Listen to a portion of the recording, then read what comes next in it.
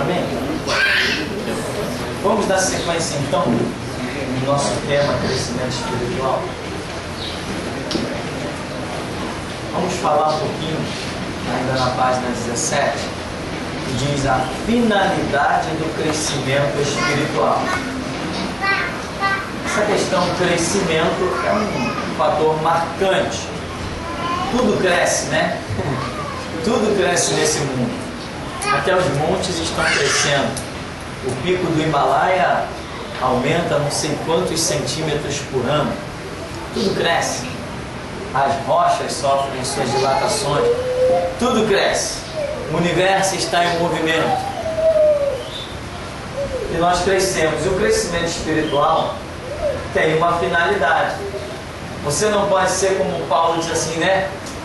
Leite vos dei a beber, quando fala aos Coríntios, porque vós não podeis suportar o alimento sólido. Quer dizer, em outras palavras, vocês são o quê? Meninos espirituais. Quer dizer, não pode ainda suportar coisas mais profundas.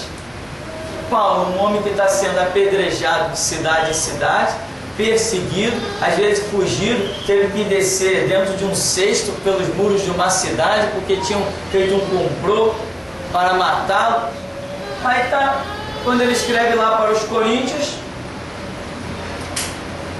na verdade ele está dando resposta a algumas perguntas que fizeram a ele. Ele diz assim: isso tudo que eu estou ouvindo aí de vocês não é coisa de gente que tem crescimento espiritual. Vocês são meninos espirituais. Eu vos dei leite a beber. Vocês não podem suportar um alimento sólido. O que Paulo está falando de alimento sólido? Arroz e feijão? Não. Ele está falando de um tipo de palavra em níveis mais profundos.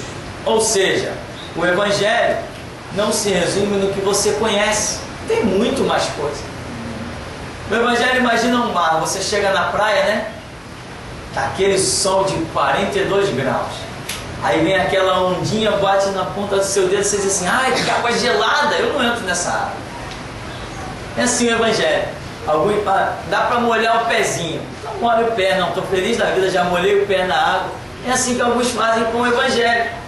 Molha a pontinha do dedo. Outros dizem assim: não, está gelado, mas depois que eu der o primeiro mergulho, o corpo acostuma. O camarada vem correndo, pula. Eu digo assim: poxa, que coragem. E eu tenho um pouco de aversão à água gelada. Coragem, o camarada pula lá não sei de onde, pá, tá nem aí. Mas o Evangelho é mais ou menos assim. Tem gente que se contenta em um conhecimento superficial, e tem gente que diz assim: não, Deus é infinito. A Bíblia diz que Deus é o Deus das revelações ocultas, profundas, escondidas. A Bíblia diz: clama a mim, responder-te-ei. Não, eu quero mais. Quando vem esse desejo de quero mais, aí muda tudo. Quanto mais você recebe, você diz: não, mas Deus tem mais, aí é que as coisas acontecem. Ou seja, a sua vida espiritual, ela nunca pode sofrer a síndrome do comodismo. Não, estou bem espiritual. Não, você nunca está bem espiritual se você achar que está bem espiritual. Você tem que olhar para a fonte que é Deus.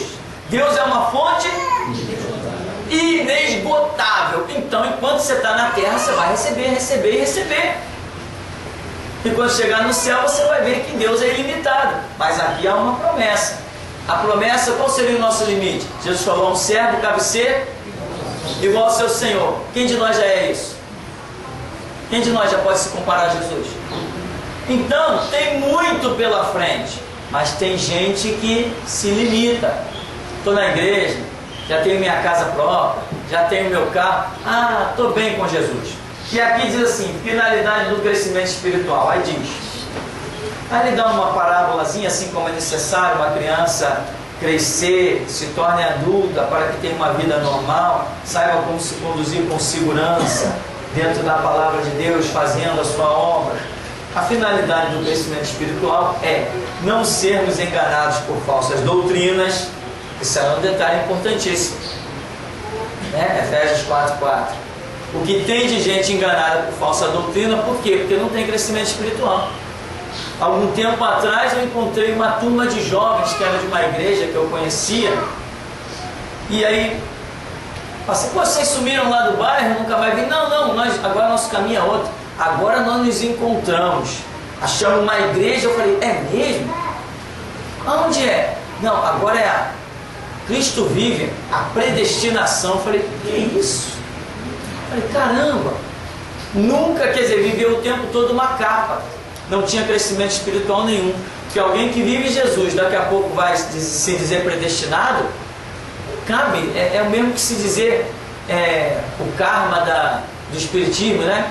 O Espiritismo diz que tem um karma, cada um tem o seu karma e ninguém muda.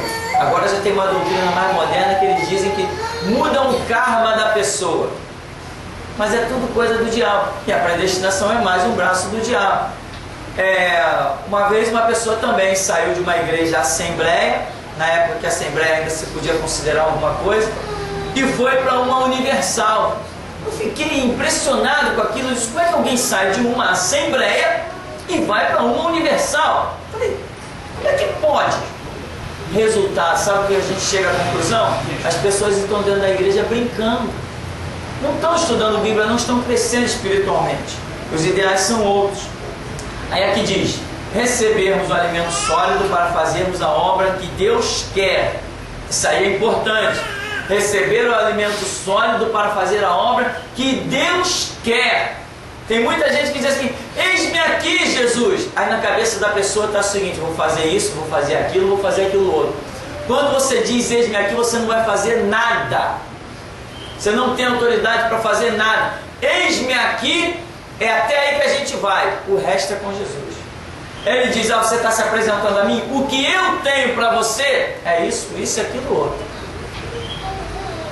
Tem muita gente que eu já vi dizendo assim, eu faço na obra de Deus, eu sou muito feliz porque dentro da igreja eu trabalho fazendo aquilo que eu mais gosto. Eu coço a orelha, a cabeça, porque hoje na obra de Deus faço aquilo que eu menos gosto, que é levantar intriga e contenda. É o que eu menos gosto e eu faço. E não paro, vou continuar fazendo. Então esse negócio de ministério, não estou no ministério que me agrada, eu faço o que eu gosto, é legal e não sei o que lá, isso aí é meio complicado para mim. Porque o meu ministério hoje, eu faço exatamente aquilo que eu nunca escolheria fazer, que é levantar intriga, contenda e apontar dedo na cara dos mercenários, dos apóstolos e dos hipócritas. Faço e vou continuar fazendo. Se alguém puder me parar, pode tentar a sorte. Então, mas não é o que eu gostaria, mas é o que Jesus me chamou para fazer. Ele falou, contigo o que eu tenho contigo é o seguinte, é semear contenda. Irmão, isso aí me custou meses de batalha em oração. Mas como é que é esse negócio? Até eu compreender, mas eu compreendi. Então estarmos firmes e seguros, estarmos firmes na força e no poder de Deus, firmes contra as hostes do mal e suas ciladas, firmes para resistir no dia mal, empunhando a palavra da verdade, o escudo da fé, capacete da salvação. Enfim, ele descreve aquela armadura de Efésios 6 como algo que faz parte de um crescimento espiritual. Esse crescimento espiritual, por exemplo, quando eu fui membro de uma igreja batista tradicional, eu ainda chamo de igreja por força de expressão, porque eu não considero igreja, doa em quem doer. Igreja batista tradicional não é igreja, assim como igrejas assembleias envolvidas com política não é igreja. Acabou a história. Se eles têm Jesus, eu desafio Jesus deles contra o meu. Quero ver amanhã não estar de pé. É o que eu creio, acabou a história. O meu crescimento espiritual me diz assim. Então, eu fui membro de uma igreja batista onde os jovens tinham pavor de macumba. Cadê o crescimento espiritual? A Bíblia diz que o Filho de Deus se manifestou para desfazer as obras do diabo. Se eu desfaço a obra do diabo, eu sou vacinado. Eu tenho um antídoto. As obras do diabo não fazem mal a mim.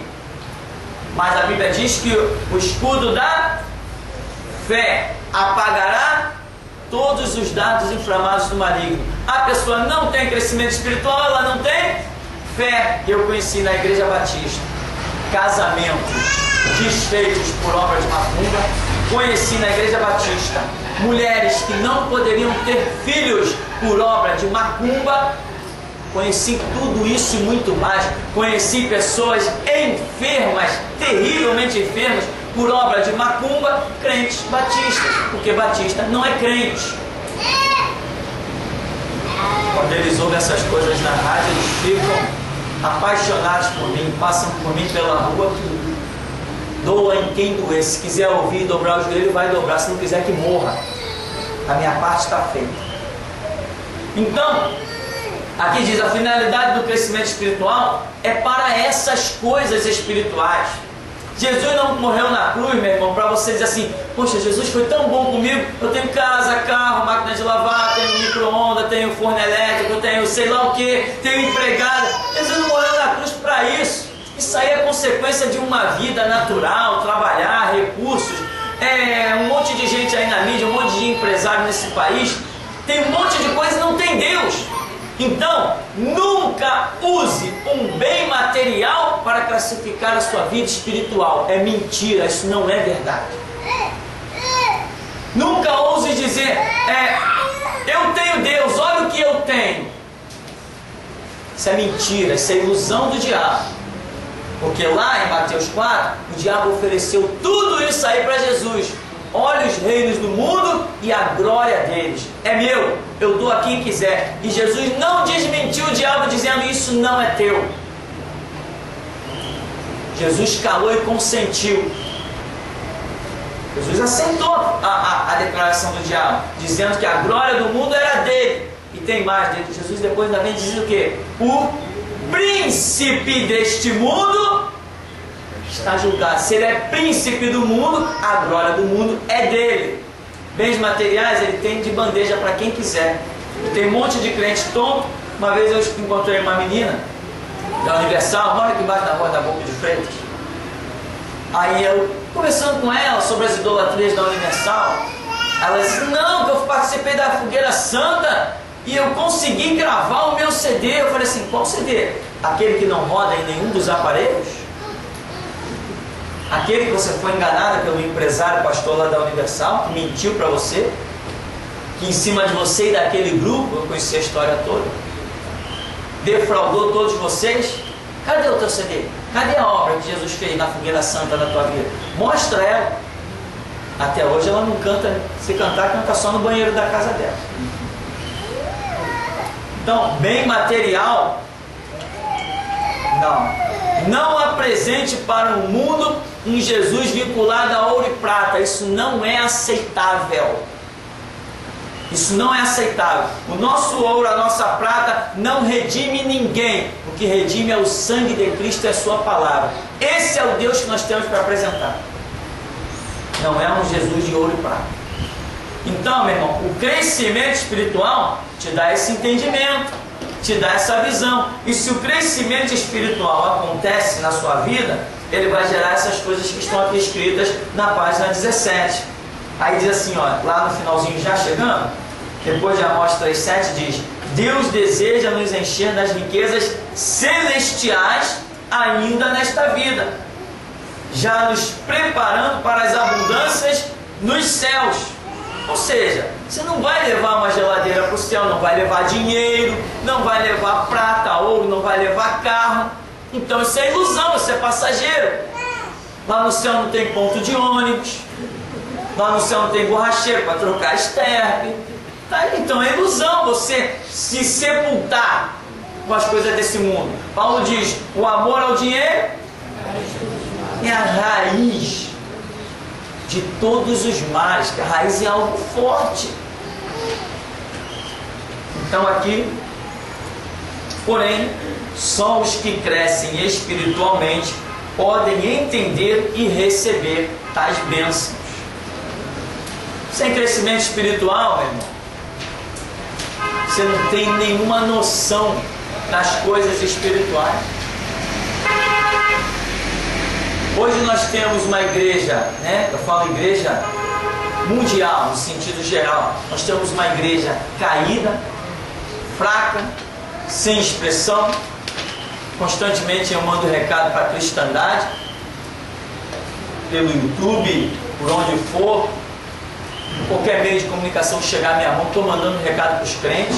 Quando alguém tenta me aconselhar, eu mostro logo todo o lado da minha ignorância e estupidez.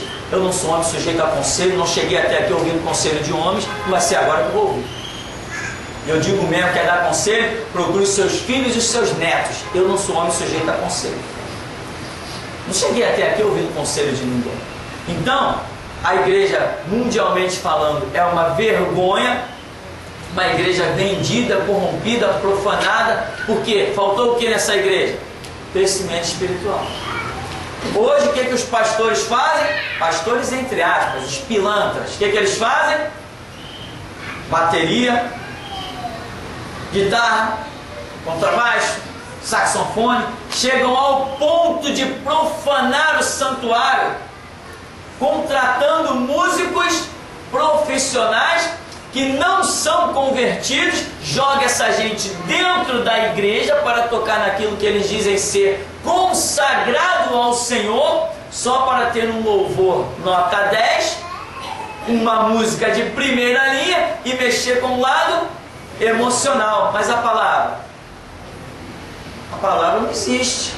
Mas existe música, e o povo vai, canta, bate palma. Eu encontrei uma pessoa uma vez no templo da Batista, e encontrei com ela, e aí, sumiu? Sumi, agora eu estou numa igreja lá na Barra. Lá é muito bom, olha, só de louvor lá é 1 hora. Eu falei, é mesmo? E a escola dominical? Não, tem uma palavra lá que o pastor dá, pô. Igreja com louvor de 1 hora, isso aqui é show, meu irmão. Que história é essa de igreja com louvor de 1 hora? Que palhaçada é essa? Se for um evento ABCD, um evento grande, tá? É uma coisa. Igreja com louvor de 1 a 2 horas. Eu fui numa igreja há poucos tempos atrás que teve 2 horas de louvor. Sabe o que é isso? Isso é uma vergonha. Igreja com 2 horas de louvor, isso é uma vergonha. Chega na hora da palavra, ninguém tem nem mais disposição de ficar sentado numa cadeira para ouvir. É uma vergonha a igreja com 2 horas de louvor. É uma vergonha. Isso prova que o pastor é um mercenário, está querendo prender o povo com emocional. Então, nós temos que atentar para o objetivo do crescimento espiritual. Qual é ele? É que você receba as coisas espirituais.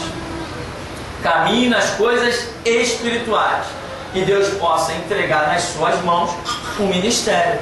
Porque só através de ministérios verdadeiros é que vidas são arrancadas do erro, do engano, são postas no caminho da verdade, são restauradas. Se não existir isso, se não existir o crescimento espiritual, tudo é ilusão.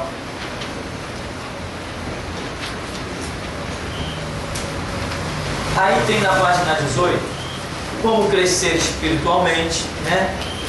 Uma coisa assim simples colocada. Por exemplo, é necessário que desejemos e busquemos.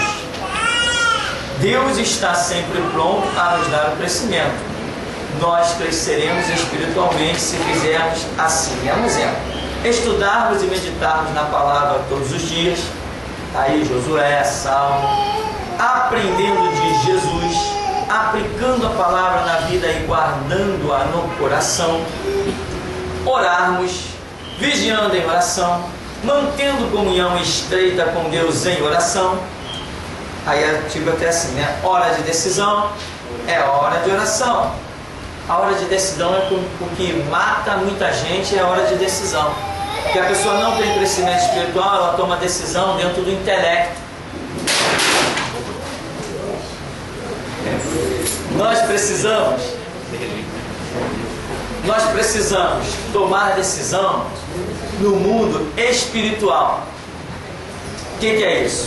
É a revelação. Hora de decisão é hora de oração. Ou seja, você precisa ter uma decisão para tomar. Jesus, o que o Senhor tem a dizer? Jesus, o que o Senhor tem a declarar? Jesus, o que o Senhor pensa desse carro? Jesus, o que eu falo, o que eu faço, para onde eu vou? Quem tem crescimento espiritual tem esse comportamento. Quem não tem crescimento espiritual, chega uma hora de decisão, o camarada diz assim, peraí, deixa eu ver o que eu vou fazer. Bom, eu acho que o melhor é isso. Acabou, ele vai tomar aquela decisão. E nem sempre na conta de Deus, 2 mais 2 dá 4. Por quê? Porque Deus usou uma mula para falar, opa, 2 mais 2 aí não deu 4. Está fora da matemática, está fora da realidade. Deus usou um corvo para levar carne para Elias. Tem coisa errada aí. Deus ressuscita os mortos, é totalmente fora dos padrões daquilo que um ser humano poderia supor. Não é? Então, hora de decisão é hora de oração. Mas quem não tem crescimento espiritual, a coisa cerca a vida da pessoa e ela vai tomar a decisão que ela achar que tem que tomar. Por exemplo, eu conheci um caso de um menino, uma criança recém-nascida, no tempo da Igreja Batista, que estava no CTI, um recém-nascido. E aí um rapaz de outra igreja renovada entrou lá nesse CTI e o filho de um irmão da igreja estava muito mal. A criança recém-nascida respirando com aquela dificuldade que se ouvia a respiração da criança em toda a sala do hospital. Aí o irmão foi e esse irmão de outra igreja, igreja renovada, foi ali e disse: eu posso fazer uma oração? Ah, pode, vamos orar. Ele começou a orar, quando ele disse amém, a criança estancou aquela respiração brusca, no final do dia estava em alta. Depois de, olha, muitos dias dentro daquele CTI, aí o irmão foi dar o testemunho na igreja. Contou, teve lá um irmão e orou, e na mesma hora a criança melhorou a respiração, e em poucas horas recebeu alta, e eles já vinham com aquele caso há 20 e poucos dias. E o irmão que estava dando o testemunho disse assim: eu confesso para os irmãos que em toda essa situação nós não chegamos nem a fazer uma oração. O camarada é crente, tem um filho recém-nascido no CTI e confessa que não parou nem com a família, nem com todos os irmãos dele que eram da igreja, irmãos mesmo carnais, e nunca fez uma oração. Essa pessoa tem crescimento espiritual? Não tem crescimento espiritual nenhum. Aquele que tem crescimento espiritual, quando surge uma situação, primeiro ele vai em busca da resposta do espiritual. Quantos conhecem a mensagem gerada no espiritual? Poucas pessoas conhecem essa mensagem?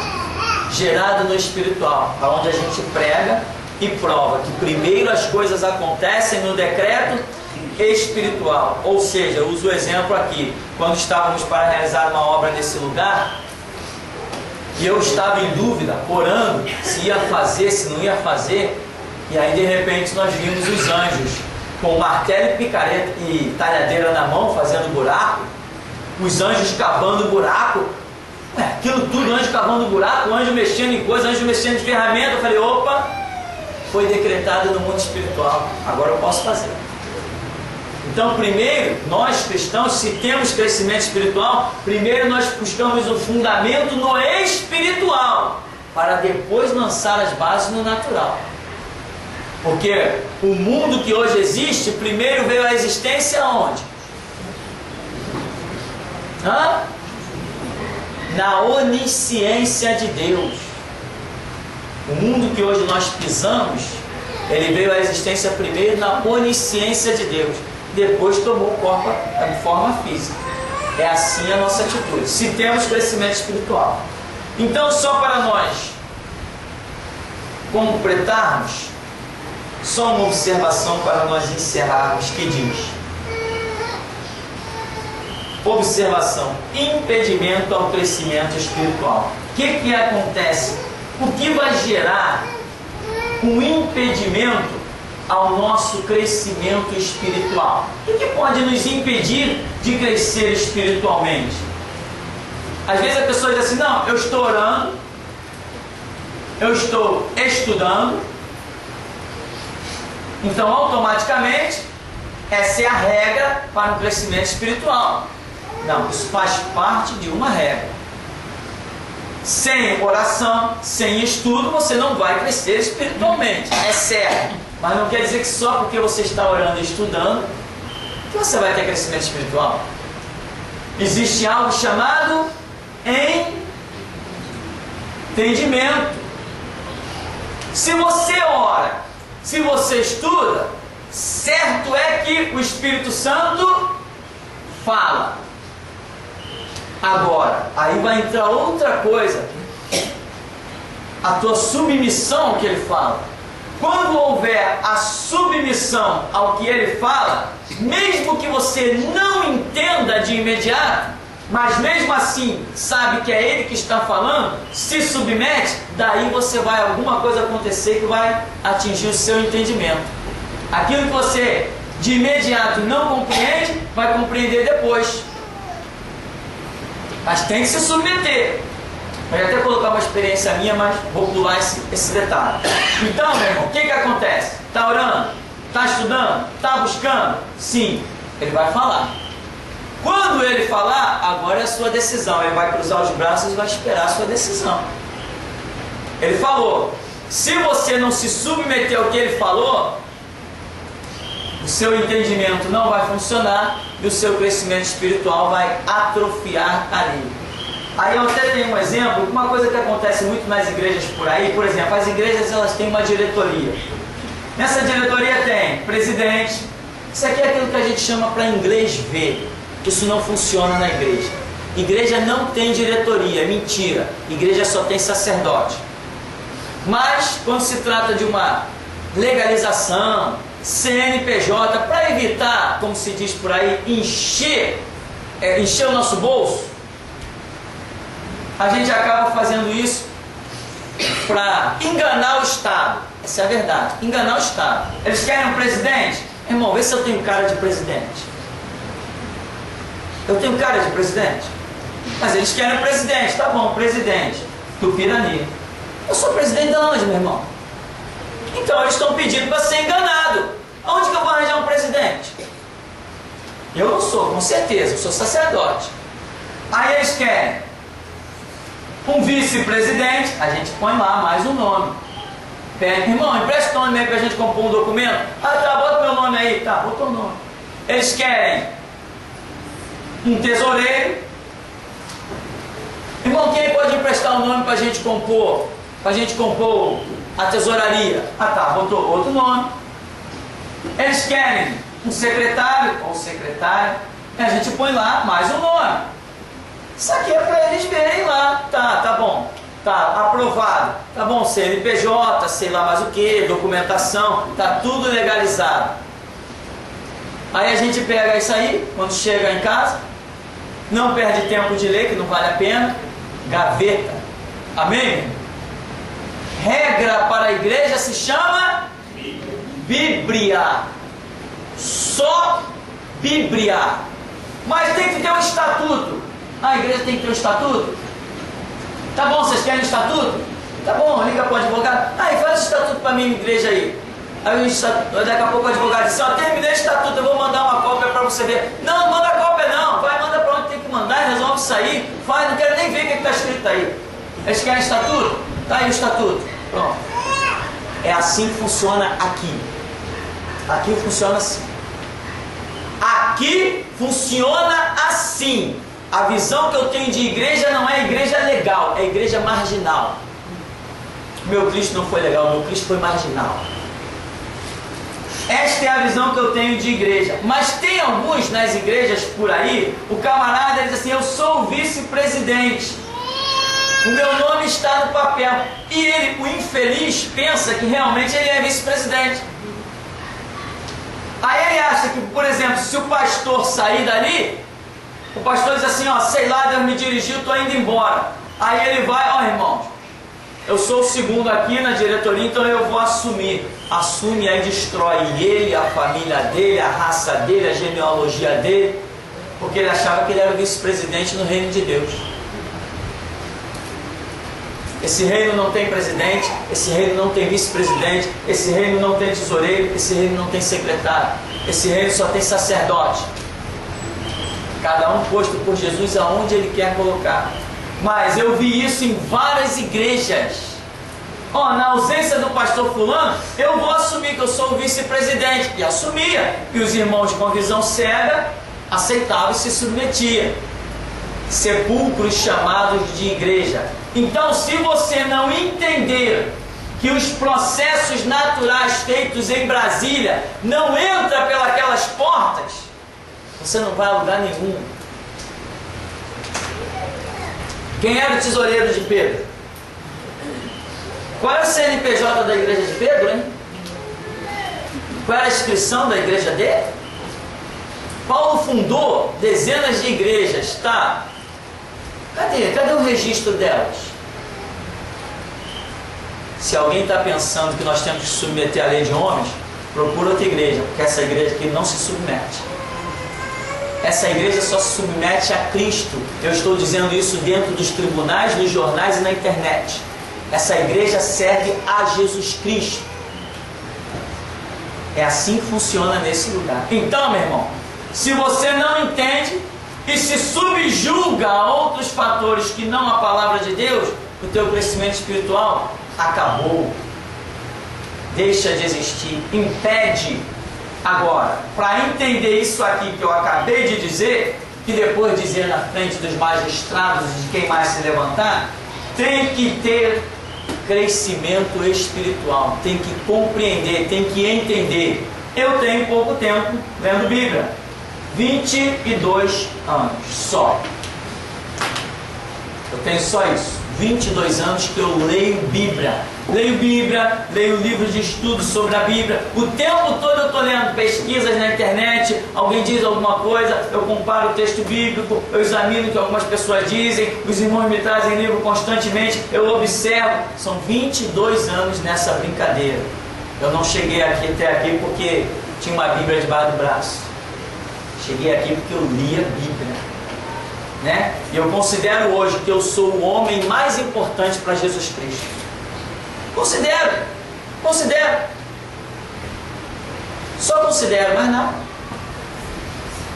Esperem mais alguns poucos meses, vocês verão uma coisa tremenda. Deus já está mostrando coisas que vão acontecer nesse lugar. Aqui você sabe que não tem ilusão, né? Aqui você sabe. Nem todos que estão sentados neste banco vão adiante. Aqui não tem ilusão. Eu não trabalho por massa. Eu não trabalho por contingente. O meu chamado não é esse. Eu trabalho por restauração. É muito diferente. E eu falo que nenhum outro pastor tem coragem para falar. Eu não vivo de dízimo e oferta. Não vivo. Porque Jesus, quando se manifestou a mim e disse, faz a minha obra que eu te sustentarei, Ele não disse, eu vou te sustentar com ouro, eu vou te sustentar com prata, eu vou te sustentar ou com dízimo, ou com oferta, ou com salário. Ele simplesmente disse que ia me sustentar. Como? Nem me interessa. A palavra dele é o bastante para mim. E nessa brincadeira vamos completar mês que vem 10 anos de ministério, e eu posso dizer, até aqui nos ajudou o Senhor. Amém? Então ficamos por aqui. Crescimento espiritual, leve a sério, ouça a Deus, obedeça, mesmo que pareça uma loucura. Ouviu, sabe que é Deus, vai e faz. Faz primeiro para entender, depois se for o caso. Mas sabe que foi Deus que falou? Vai e faz. Não estou dizendo que fui eu que falei, estou dizendo se você sabe que foi Deus que falou contigo, não eu. Deus.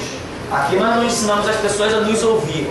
Queremos ensinar as pessoas a ouvir Deus, lá na intimidade do seu quarto, onde eu não posso entrar. Então é isso que falamos. E outra coisa, toma cuidado com as coisas que podem te impedir. Antes de encerrar, toma muito cuidado com essa história de casamento. Esse ministério não tem nenhum apreço por casamento. Que fique bem claro isso. Não tenho nenhuma visão de unir casal, piriri, parará. Para mim, caminhada é individual. Cada um dará conta de si mesmo perante a Deus. Não tem mãozinha dada para entrar no reino de Deus. Ninguém entra de mão dada. Toma cuidado para que o teu casamento não destrua a tua vida espiritual. Eu vi pastor perder ministério glorioso. Eu conheci o pastor que ele colocava a mão assim na cabeça da pessoa, encostava o dedo, a pessoa caía no chão. Quando levantada era curada de câncer, tumor, sumia, um monte de maravilha, coisas tremendas. Mas ele deu mais ouvidos à mulher do que ao Espírito Santo. Cuidado, porque casamento não vai entrar no reino de Deus. Casamento é coisa aqui, ó, da terra. Jesus falou, no céu não casam, não se dão em casamento, serão semelhantes? Então toma cuidado. Toma cuidado. Não vale a pena perder Jesus. Não vale a pena perder Jesus. Não vale a pena perder um ministério. Ministério não é dado a qualquer um. Nós vamos ficar por aqui então, em nome de Jesus.